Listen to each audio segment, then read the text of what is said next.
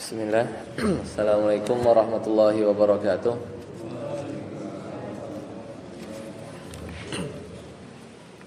Alhamdulillah hamdan katsiran thayyiban mubarakan fih kama yuhibbu rabbuna wa yarda. Asyhadu an la ilaha illallah wahdahu la syarika lah wa asyhadu anna Muhammadan abduhu wa rasuluhu la nabiyya ba'dah. Qala Allah ta'ala fil Qur'anil Karim, a'udzu billahi minasy syaithanir rajim.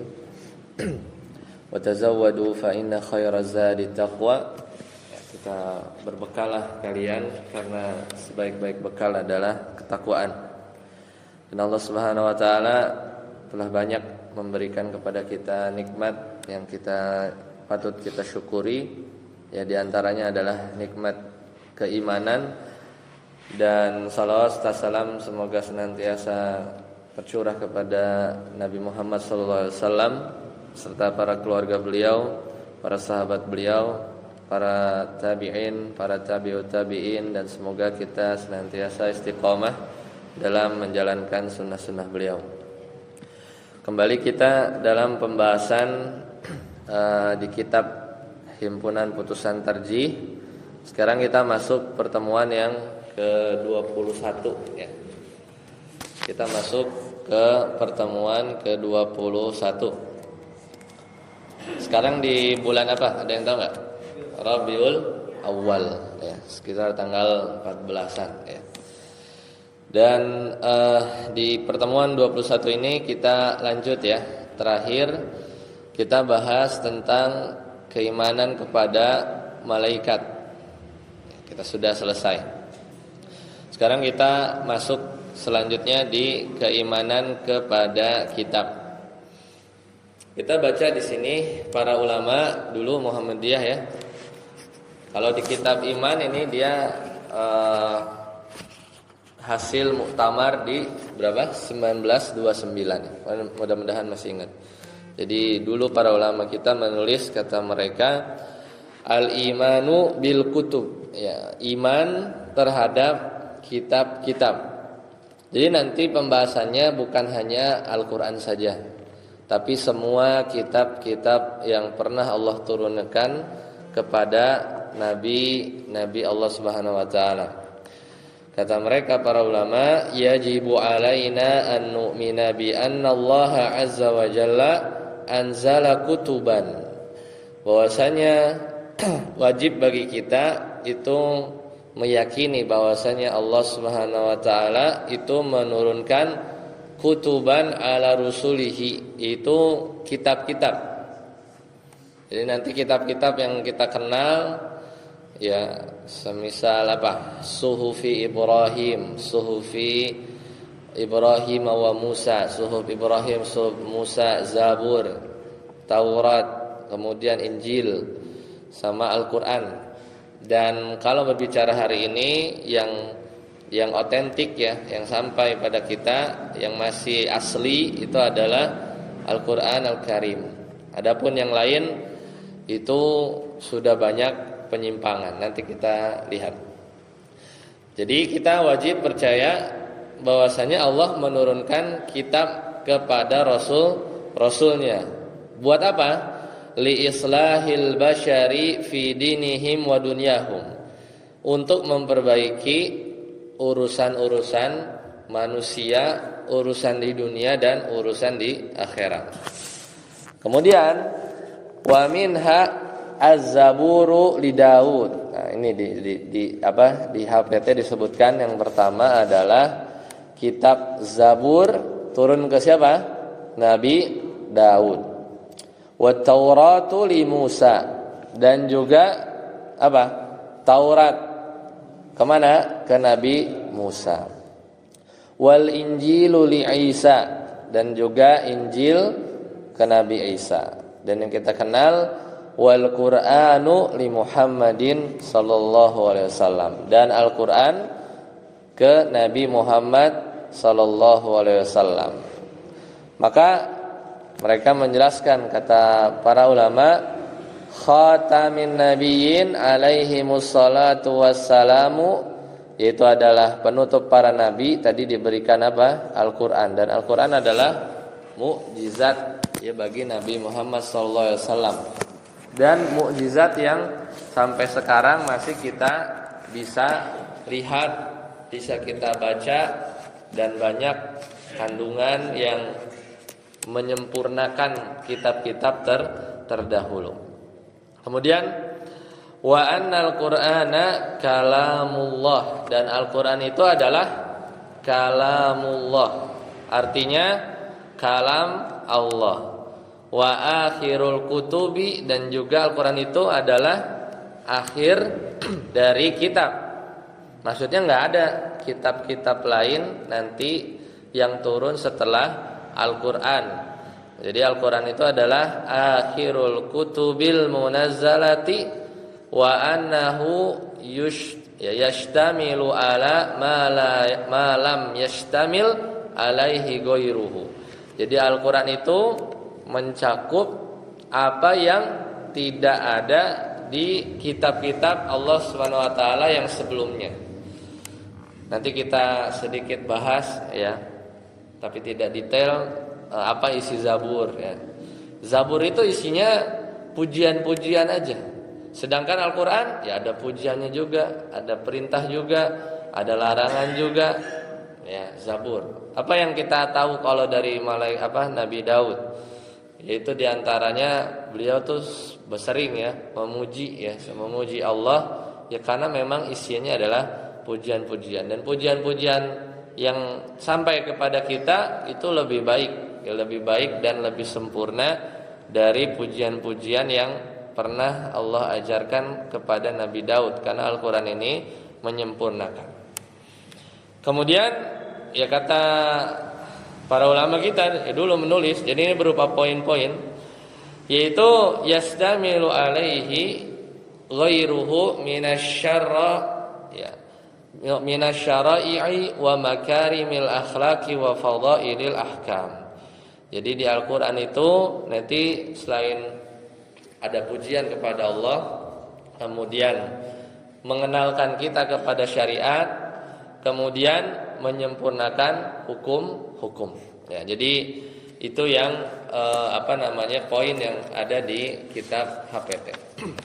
Nah, sekarang pertanyaannya, kenapa kalau sudah ada Al-Qur'an kemudian kita juga harus percaya? Dan ini termasuk rukun iman ya, rukun iman yang ketiga.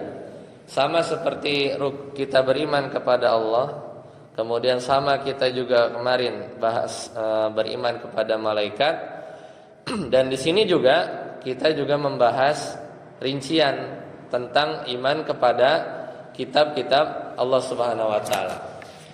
Karena kalau kita tidak percaya, ya dalam hati kita terbesit bahwa enggak ada itu Zabur, ya yang asli dulu, ya tidak ada Taurat, tidak ada suhuf Ibrahim dan seterusnya, maka Allah Ta'ala sebutkan konsekuensinya itu bisa kufur ya, konsekuensinya bisa kufur.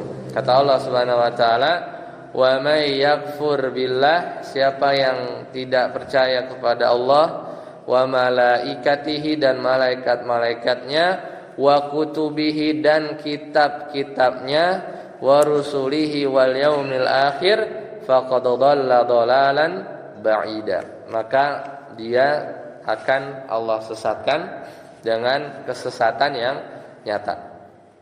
Dan bahkan Allah memang perintahkan orang beriman ya, Allah perintahkan kepada orang beriman untuk kembali beriman. Kata Allah Ta'ala, ya ayyuhalladzina amanu, wahai orang-orang yang beriman, aminu, berimanlah. Kan aneh ya, harusnya yang disuruh beriman tuh yang belum beriman ya. Tapi Allah di surat An-Nisa bilang, ya ayyuhalladzina amanu, wahai orang-orang yang beriman, aminu, berimanlah, billahi wa rasulihi wa malaikatil ladzi nazzala ala rasulihi wal kitab. Ya, jadi seolah Allah itu memberikan perintah untuk udah beriman lagi. Berarti apa? Istiqomah ya. Istiqomah dalam mengimani poin-poin rukun iman ini. Ya, rukun iman ini. Dan apa hikmahnya? Kenapa kita atau nabi-nabi sebelum kita itu diturunkan kitab? Kalau kita lihat kemarin ya di TV, orang bikin undang-undang itu besok ganti, besok disahkan, besok diganti, besok disahkan. Udah disahkan nggak dipakai juga ya kan? Besok apa yang lagi di ini kan apa RUU perampasan aset ya. Besok disahkan, besok belum, ya besok diganti, besok direvisi, ya kan? Rapat lagi, ya kan? Aturan lagi. Tapi itu nggak pernah terjadi ya. Itu tidak akan pernah terjadi kepada aturan yang Allah turunkan. Ya. Jadi tidak akan pernah ada celah sedikit pun kesalahan, karena Allah Subhanahu wa taala yang paling tahu urusan dunia kita dan juga yang paling tahu buat maslahat kebaikan kita di akhirat. Ya, jadi nggak mungkin Allah Subhanahu wa taala itu membiarkan kita hidup di dunia itu begitu aja, tidak diperintah, tidak juga dilarang, ya nggak mungkin. Ya tidak mungkin. Kemudian hikmah yang kedua, bahwasanya dalam kitab-kitab yang Allah turunkan itu pada aslinya itu sumber kebahagiaan dunia dan akhirat bagi umat Nabi yang diturunkan kepadanya kitab. Makanya orang-orang yang nabi-nabi mereka di zamannya diturunkan pada diri Rasul atau Nabi tersebut kitab itu lebih mulia ya, lebih beruntung. Sampai-sampai mereka dikatakan apa? Ahlul kitab. Siapa ahlul kitab? Orang Yahudi ya. Orang-orang Yahudi kan disebutnya apa? Ahlul kitab. Apalagi orang Nasrani ya. Karena itu merupakan nikmat. Sudah dia diberi kitab, tapi mereka tidak mau beriman, dan itu adalah kekufuran yang benar-benar nyata. Jadi sudah ada nabi, harusnya udah beriman, nabinya dikasih kitab juga harusnya makin jelas ya bahwasanya yang benar itu agama yang dibawa mereka, tapi mereka malah menyimpang. Apa yang dilakukan oleh Bani Israel kepada Taurat? Ya, Taurat itu nggak ada yang ngafal kecuali beberapa orang. Ya, Taurat itu pernah hilang. Ya, Taurat itu pernah hilang di zaman Nabi Musa.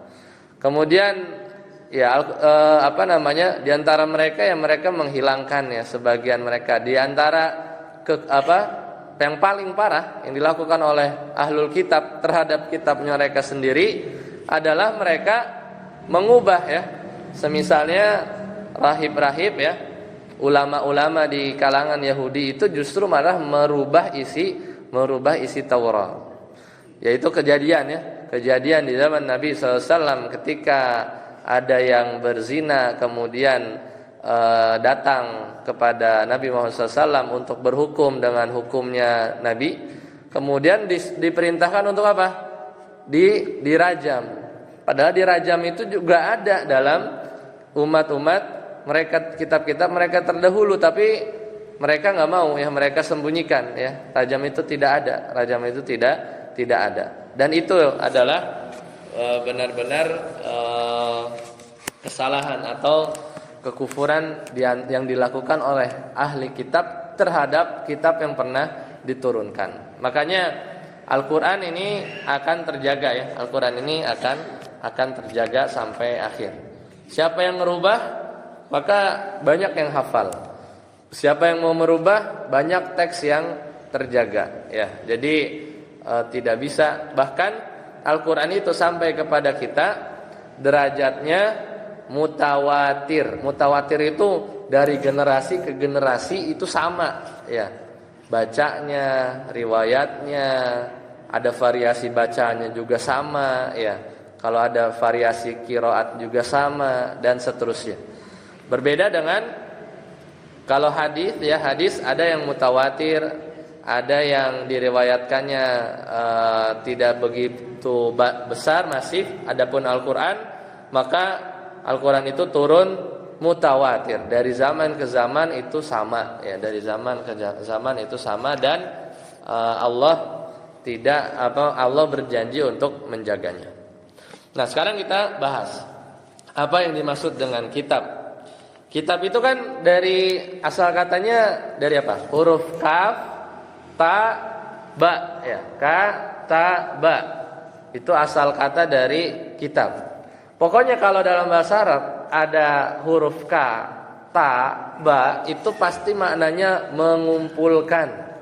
Pasti ada di situ makna mengumpulkan.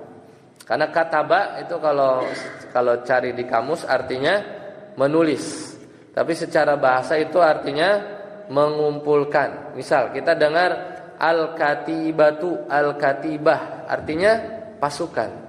Pasukan itu kan mengumpulkan orang kan? Mengumpulkan orang. Atau kita pernah dengar al-kutab. Kutab itu artinya madrasah, madrasah sekolah. Kutab ya, kutab. Itu artinya mengumpulkan juga kan? Berkumpulnya murid-murid. Terus yang biasa kita dengar al-kitabu, al-kitabu, buku. Buku itu apa? Mengumpulkan bab demi bab ya. Sub-sub bab, pasal-pasal ya. Namanya juga al-kitab. Jadi kumpulan beberapa bab-bab, maka jadi al-kitab. Tapi yang dimaksud di pembahasan yang kita sedang bahas, al-kitab itu adalah lembaran-lembaran ya. Karena dulu macam-macam ya. Jadi misalnya di Musa, Taurat itu alwah. Alwah itu lembaran-lembaran. Kalau Taurat turun, kalau Al-Qur'an kita tahu turun itu berangsur-angsur melalui malaikat Jibril. Ya, jadi aslinya itu ya proses turunnya Al-Qur'an itu turun langsung satu gepok ya di langit dunia. Tapi turunnya melalui malaikat Jibril itu berangsur-angsur selama 23 tahun. Tergantung kondisi, tergantung kadang ada pertanyaan ya, yas'alunaka 'anil anfal, dijawab ya. Yas'alunaka 'anis saah, mereka bertanya tentang hari kiamat, atau ada pertanyaan-pertanyaan lain, atau sesuai dengan asbab an-nuzul, yaitu sebab turunnya ayat tersebut. Maka pas. Dan ini hikmah yang besar, karena satu ayat turun Nabi merasa berat, apalagi kalau turun langsung satu Al-Qur'an full ya, maka akan berat bagi Nabi Muhammad SAW. Maka berangsur-angsur dan lebih hikmah ya, lebih hikmah. Nah, adapun Taurat itu Allah Subhanahu wa taala langsung tulis ya. Bahkan Nabi Adam ketika berkata kepada Nabi Musa ya, nanti di hari akhir di antara yang disebutkan oleh Nabi Adam ketika bertemu dengan Nabi Musa, kata Nabi Adam, ya Musa istafaqallahu bikalamihi, wahai Nabi Musa, engkau dipilih bisa berbicara dengan Rabbmu, wa khattalaka biyadih, dan engkau juga dipilih bahwasanya engkau mendapatkan Taurat dengan ditulis oleh tangan Allah Subhanahu wa taala. Hadis ini sahih, diriwayatkan oleh Imam Abu Dawud. Jadi Taurat itu datang ya, turun kepada Nabi Musa, itu udah berupa tulisan dan ditulis langsung oleh Allah Subhanahu wa taala. Ya. Jadi masing-masing kitab yang pernah Allah turunkan itu beda-beda cara turunnya. Ya, beda-beda cara turunnya. Nah, kalau kita bahas ya, Al-Qur'an turun seperti tadi. Jadi Al-Qur'an itu turun pertama ke Baitul Izzah, itu ada di langit dunia. Kemudian itulah kadang kalau ditanya yang kita tahu, inna anzalnahu fi lailatul qadar. Nah, itu diantara sebagian pendapat ulama bahwasanya Al-Qur'an itu saat di malam Lailatul Qadar turun ke Baitul Izzah. Kemudian nanti Iqra bismi rabbikal ladzi khalaq, ya ayyuhal muzammil, terus ya berangsur-angsur, itu di beda waktu, beda tempat, dan itu melalui perantara malaikat Jibril. Ya. Karena di bagian ini ya, dalam ini kan agak detail ya. Kita kan kalau globalnya percaya aja Al-Qur'an itu dari Allah Subhanahu wa taala. Tapi kalau lebih detail gimana Allah turun. Kemudian yang dibaca nih, yang kita baca dalam Al-Qur'an itu kata-katanya ya, teksnya itu datang dari Allah Subhanahu wa taala juga. Apakah itu udah modif ya? Udah modifikasi dari malaikat Jibril, apa jangan-jangan itu juga modifikasi dari Nabi Muhammad SAW? Maka jawabannya kata-katanya persis ya, apa yang Allah sampaikan kepada malaikat Jibril, dan malaikat Jibril juga persis ya menyampaikan apa yang dia dengar dan disampaikan kepada Nabi Muhammad SAW. Seandainya Al-Quran itu kata-katanya, ya kalau ide pokoknya, ide pokok pembahasannya pasti datang dari Allah. Tapi sebagian orang nih datang belakangan, kemudian mereka bilang Al-Quran itu adalah ya buatan Nabi Muhammad SAW. Ini kan sudah dituduhkan dari zaman kafir Quraisy kan. Nabi Muhammad SAW itu meniru-niru Taurat, meniru-niru Injil gitu kan. Itu kan udah disebarkan dari zaman dulu Nabi Muhammad SAW masih hidup juga dituduhkan ya. Nabi Muhammad SAW itu penyihir ya, karena bisa bikin kata-kata yang orang tuh jadi nurut sama dia gitu kan, dan seterusnya. Itu sudah dituduhkan dari zaman dulu, dan sekarang dimunculkan lagi bahwasanya Al-Quran itu hanya bahasa atau ungkapan dari Nabi Muhammad SAW, tidak yang tentunya kalau misalnya pernah dengar ini nggak, pernah nonton kuis apa namanya kosakata ya, kalau orang bisikin bla bla bla bla nyampe sono jadi error kan ya. Kalau di TV kan dia misalnya ibu membeli gula ke pasar, dia apa bisikin ya sampai di ujung jadi ibu membeli kopi di mall gitu kan. Padahal awalnya apa? Ibu membeli gula di pasar. Nyampe di sana ya karena banyak orang kan. Tidak, itu tidak terjadi pada Al-Qur'an. Karena Allah Subhanahu wa taala yang menurunkannya persis dan membuat Nabi Muhammad SAW hafal. Bahkan tulisannya itu yang ditulis itu juga termasuk wahyu. Meskipun Nabi SAW itu tidak bisa menulis, tapi Allah Subhanahu wa taala yang melalui tulisan-tulisan yang didiktekan oleh Nabi Muhammad SAW kepada para sahabatnya ketika menulis wahyu, ketika sudah dibolehkan, maka bentuk tubuhnya itu, batang tubuhnya Al-Quran itu juga termasuk wahyu, ya, termasuk wahyu yang terjaga. Makanya ketika Nabi Muhammad SAW awal-awal Nabi melarang Al-Quran itu ditulis. Kenapa? Karena takut tercampur mana Al-Quran, mana hadis Nabi SAW. Tapi belakangan Nabi Muhammad SAW punya sekretaris beliau tulis juga Al-Quran. Jadi Al-Quran itu terjaga ketika turunnya. Pertama ditulis, dihafal. Tulisannya masih belum bergabung. Ada yang di kulit, ada yang di tulang dan seterusnya. Kemudian setiap tahun itu selalu dimurojaah. Karena Nabi SAW ketika di bulan Ramadan itu hataman Quran gitu ya, hataman Quran yang tadinya sekali jadi 2 kali. Jadi hafalannya terjaga, udah dimudahkan untuk menghafal, kemudian terjaga juga. Kemudian dicek lagi, di cross check lagi, karena dalam Al-Quran itu juga ada ayat-ayat yang Allah hapus, ada ayat-ayat yang Allah ganti ya dalam prosesnya. Jadi pernah dengar ya istilah nasikh mansukh. Contoh, dulu Ibnu Abbas radhiyallahu anhu masih hafal ada ayat tentang rajam. Ini kalau dicari sekarang dalam Al-Quran nggak ada teks yang melafazkan kata rajam, ya. Tapi hukumnya masih ada nggak? Ada. Dan situ diantara keunikannya ada hukum yang masih berlaku tapi ayatnya dihapus. Dan ini hikmah Allah Subhanahu Wa Taala.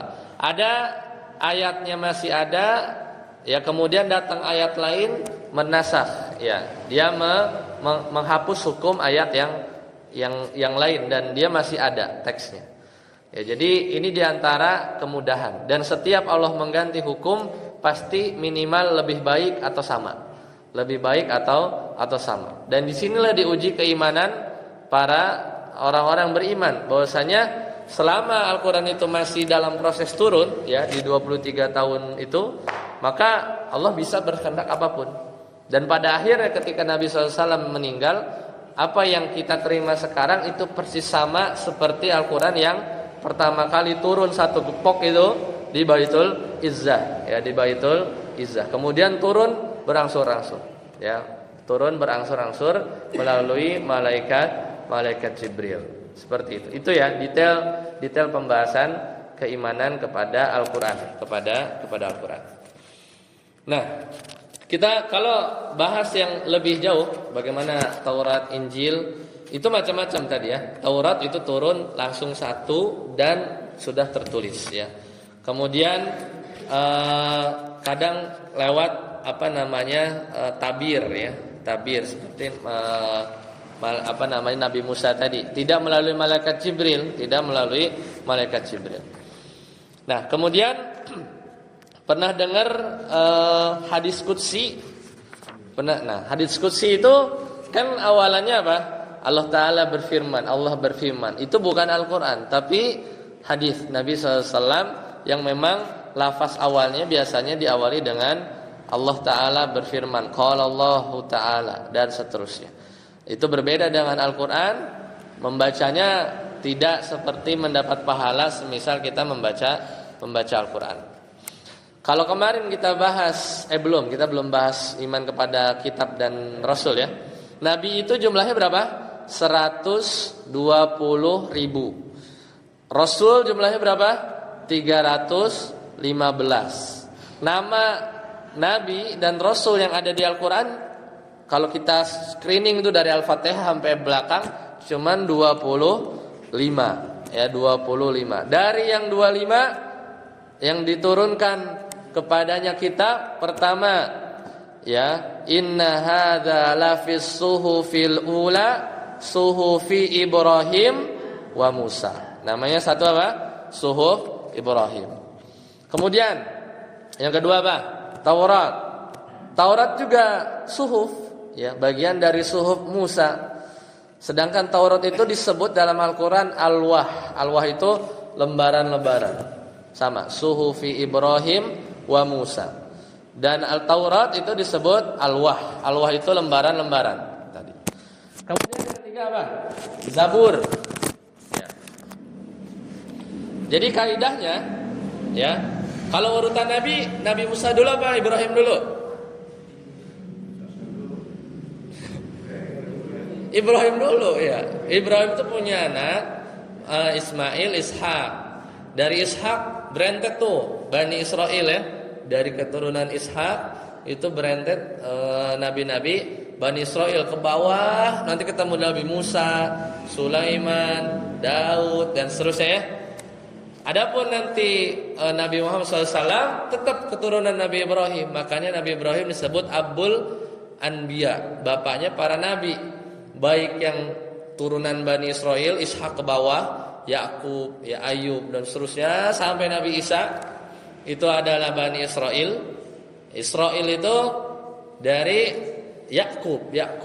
Israel itu bahasa Ibrani. Kalau bahasa Arabnya itu Abdullah, ya, hamba Allah. Israel, ya, Isra itu hamba Allah, ya, hamba Allah. Jadi kalau bahasa Arabnya Israel itu Abdullah, ya. Kemudian dari Nabi Ismail turun, ya, keturunannya sampai nanti Quraisy, ya, dan Nabi Muhammad SAW. Maka ketika Allah turunkan Zabur, maka kaidahnya apa? Nabi-nabi yang datang setelah Nabi Musa itu berhukum dengan hukum Taurat. Ya, nabi-nabi yang datang setelah Nabi Musa ini Rasul bukan? Rasul kan? Nabi, Rasul. Terus lebih spesifik apa? Ulul azmi. Ulul azmi itu apa? Yang paling sabar daripada Rasul-Rasul yang lain. Disingkat apa? Nimim, ya.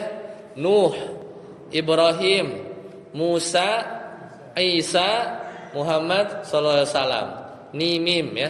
Nuh itu paling awal, ya. Nuh, Ibrahim, ya, Musa, Isa Muhammad sallallahu alaihi wasallam. Maka kaidahnya ketika Taurat turun, kaidahnya nabi-nabi setelah datang Nabi Musa semuanya berhukum dengan hukum Taurat. Lah, Zabur turun ke Nabi siapa? Daud. Daud posisinya di mana? Di bawah setelah Nabi Musa. Tadi kaidahnya gimana? Setiap nabi-nabi yang datang setelah Nabi Musa berhukumnya pakai hukum apa? Taurat. Nah, Nabi Daud ada kitab lagi, Zabur. Maka Zabur menjelaskan, maka tadi Zabur itu yang pokoknya Taurat nih. Bani Israel Taurat terus ya sampai Nabi Sulaiman, Nabi Isa. Nah, ketika Nabi Daud ada nih, Nabi Daud, Sulaiman itu kan di bawahnya dikit kan. Nabi Daud itu turunkan Zabur, dan sedangkan Zabur itu isinya adalah pujian-pujian kepada Allah. Ya, jadi Allah memberikan Zabur kepada Nabi Daud, dan dikabarkan bahwasanya Zabur adalah doa-doa yang diajarkan kepada Nabi Daud berupa pujian, pengagungan kepada Allah. Dan tidak ada pada Zabur, kata Nabi SAW, itu Zabur itu nggak bahas halal haram ya, kewajiban hukum nggak ada ya, kewajiban hukum. Makanya unik ya. Sedangkan di Al-Quran sempurna nggak?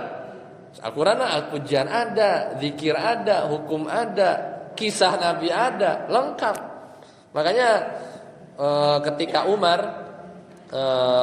kalau nggak salah Umar ya sempat ditegur, Umar bin Khattab, kalau istilahnya Nabi Musa itu ada nih bawa-bawa Taurat, kan keren. Taurat tuh kitab paling keren lah di zamannya gitu ya. Bahkan nabi-nabi setelah Nabi Musa itu pakainya Taurat. Datang Zabur juga tetap Taurat, karena Zabur isinya hanya pujian-pujian. Nah, baru terakhir di Nabi apa? Nabi Isa. Nabi Isa Allah turunkan lagi apa? Injil.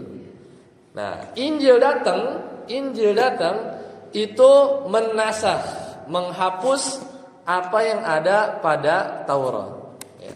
Jadi selesai itu ya penggunaan Taurat di Nabi Isa. Maka Nabi Isa datang ya Injil ya, dan semua, tapi nggak semuanya, sebagian isi Taurat itu dihapus dan hanya sedikit yang Allah sisakan. Makanya yang paling apa? Yang paling sebel ya sama Nabi Isa itu siapa? Orang-orang Yahudi. Ya, orang Yahudi itu kan dia merasa paling punya ini ya. Orang-orang Yahudi itu Bani Israel, mereka ahlul kitab enggak? Iya. Mereka pongah, mereka sombong karena dari zaman Nabi Musa itu Injil Taurat terus, ya enggak? Taurat terus. Datang Nabi Isa, Bani Israel juga yang datang tanpa bapak, ya kan? Lahir dari ibu saja. Maka yang paling benci sama Nabi Isa siapa? Orang-orang Yahudi. Dikasih kitabnya Injil yang menghapuskan sebagian Taurat, makin sebel lagi, ya. Makin sebel lagi. Makanya orang-orang Yahudi terhadap Nabi Isa, mereka bilang Isa itu adalah anak zina, ya, anak zina. Sedangkan orang-orang pengikutnya Nabi Isa yang berlebihan, yang menyebutkan bahwasanya Nabi Isa itu adalah anak Allah. Sedangkan kita ya itu pertengahan, ya, Nabi Isa adalah hamba Allah. Seandainya ya ini yang jelas lah, kalau menghina udah urusan orang Yahudi ya. Memang dari dulu kan mereka tuh nabi-nabi dari kalangan mereka. Taurat berjaya dari Nabi Musa sampai ujung, nggak pernah diganti. Makanya dengki kan, ketika Nabi Isa dapat Injil, sebagiannya menghapus hukum Taurat, orang-orang Yahudi nggak mau, ya, nggak mau beriman kepada Nabi Isa dan juga Injilnya juga. Jangan sampai kita seperti mereka, orang-orang Yahudi ini orang-orang yang bebel ya. Kemudian jangan juga sampai seperti orang Nasrani yang terlalu berlebihan, karena melihat bahwa ada manusia yang dia bisa lahir tanpa bapak kemudian disembah. Kalau kita pakai atau mau berpikir sedikit, kalau alasannya itu, maka kita lebih berhak menyembah Nabi Adam. Kenapa? Karena Nabi Adam tanpa bapak, tanpa ibu. Lebih keren nggak?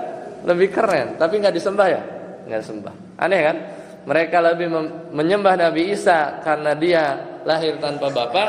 Mestinya yang lebih mulia kalau dilihat dari sisi itu ya Nabi Adam. Ada tak? Bahkan dibikin sama Allah Subhanahu wa taala biyadih, ya. Tanah 40 tahun, tin itu adalah gabungan antara air dan tanah 40 tahun, kemudian nafakha fihi ruh 40 tahun. Jadi totalnya berapa? 120 tahun, ya. Penciptaan Nabi Adam. Itu lebih mulia lagi, ya. Lebih mulia lagi. Nah, itu adalah Injil. Nah, sekarang kita terakhir. Al-Qur'an kita tidak bahas, ya. Al-Qur'an sudah semua paham, ya. Yang sering, ya, yang sudah dirubah diantaranya adalah kitab-kitabnya orang Nasrani, ya. Yaitu yang biasa kita kenal dengan apa? Injil. Injil itu perjanjian baru. Kalau Taurat yang biasa dikenal meskipun sudah dirubah itu adalah perjanjian lama. Perjanjian lama itu Taurat, perjanjian baru itu Injil. Apa bedanya? Kalau perjanjian lama berarti apa? Taurat. Itu yang dibahas di situ adalah ya kisah-kisah Nabi Bani Israel, ya, Nabi Bani Israel.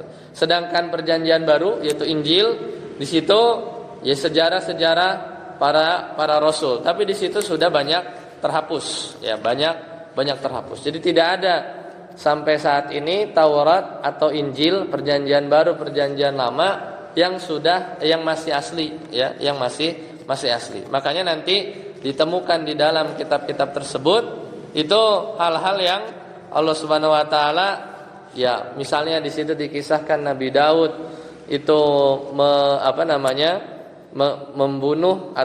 membunuh pasukannya yang berperang kemudian menikahi istrinya, ya. Jadi banyak kisah-kisah yang disebut dengan kisah-kisah Israiliyat.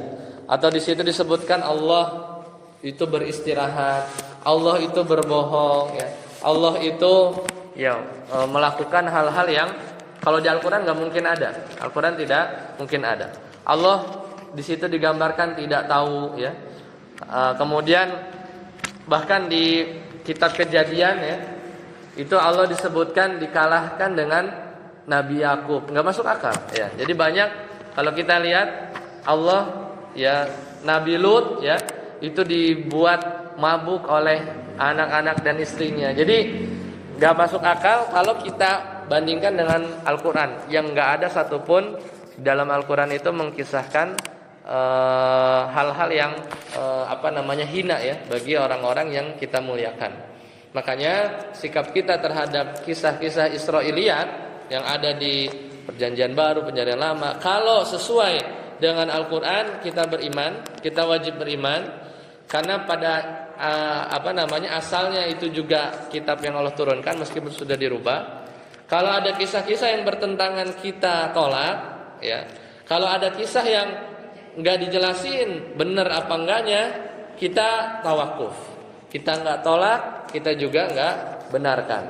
Karena kan udah tercampur, ya, dari apa yang mereka ubah, ya, mereka ubah. Dan sanadnya juga tidak seperti sanad yang ada dalam Al-Qur'an. Ya, demikian itu yang terjadi, yang kita harus paham bahwasanya sampai hari ini di antara kitab Allah Subhanahu wa taala yang masih asli itu hanya Al-Qur'an. Kita wajib beriman pada rincian-rincian kitab-kitab Allah yang lain yang Allah turunkan kepada Nabi dan Rasul sebelum Nabi Muhammad SAW. Namun kalau kita sudah beriman mengamalkan Al-Quran, otomatis pasti kita juga beriman menjalankan perintah-perintah yang memang kalau itu ada di zaman dulu. Kita nggak diperintahkan, atau bahkan sebagian itu kayak misalnya tawaf, gitu, ya. Kemudian sebagian ibadah-ibadah kita juga kadang masih mengambil dari syariat-syariat terdahulu, tapi sumber yang kita ambil adalah tetap Al-Qur'an. Demikian, semoga yang sedikit ini bisa bermanfaat dan makin membuat yakin kita beriman kepada Al-Qur'an, tidak terpengaruh terhadap orang-orang yang mengatakan Al-Qur'an itu adalah buatan Nabi, Al-Qur'an itu adalah diubah atau perkataannya oleh malaikat Jibril dan seterusnya. maka dari sini kita bisa menguatkan iman bahwasanya Al-Quran itu benar-benar kalamullah dan Allah jaga sampai hari kiamat. Sampai sini, silakan jika ada pertanyaan sebelum ditutup.